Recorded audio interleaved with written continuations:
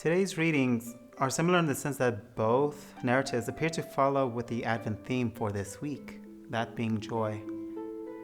This is a virtue that should flow forth from faith, even in the midst of hardship.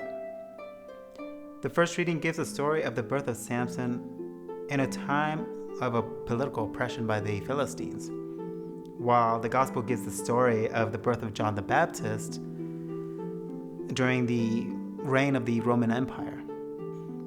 In both stories, an angel appears to a couple who had been faithful in a culture that had strayed away from the faith. Though besides struggling with remaining faithful, they were unfortunate to find that the wife is found to be barren. So with the arrival of the angel, a message of hope was given that they will be blessed with a child, and that this child, if raised in holiness, he will be able to begin a process of deliverance.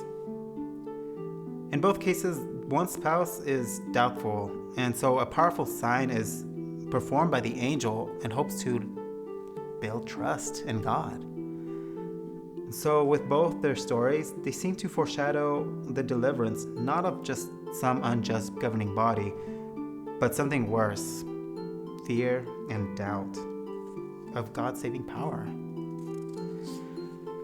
A fear that things are going to get worse, and a doubt that things will not change for the better.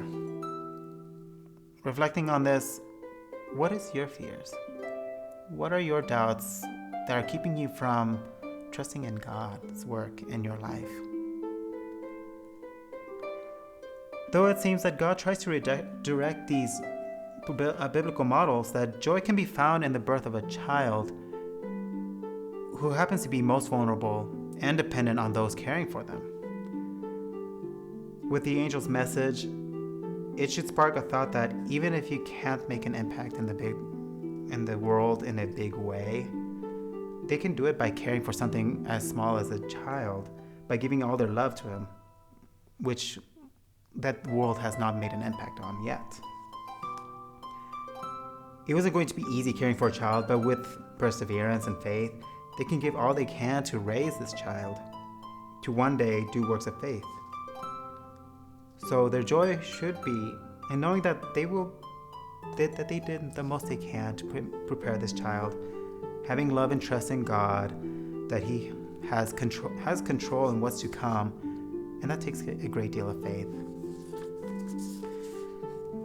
Relating to today's issues, such as the pandemic crisis and social political unrest, we should be able to remain faithful in God, trust in His teachings given to us in the Gospels, and loving of doing God's will, and in the end, be able to find joy in it. So I wouldn't worry so much about the things that the world has to offer, because they can only bring anxiety. How can you be a model for the world? How are you bringing Christ to a world that is in desperate need of His love and mercy? May it be that the world needs faith, peace, justice. I want to consider a quote from Mother Teresa at the time she was accepting her Nobel Peace Prize, at a time when she was fighting for social justice, and I hope that this would enliven you. And so the quote goes like this: "So my prayer for you is that truth will bring prayer in our homes, and from the fruit of prayer will be that we believe that in the poor it is Christ. And we really believe we will begin to love, and we will love naturally. We will try to do something, first in our home, next door neighbor, in the country we live in, and in the whole world." And so, in the end, for the parents of Samson and the parents of John the Baptist, all they had to do was love their family member who was entrusted to them.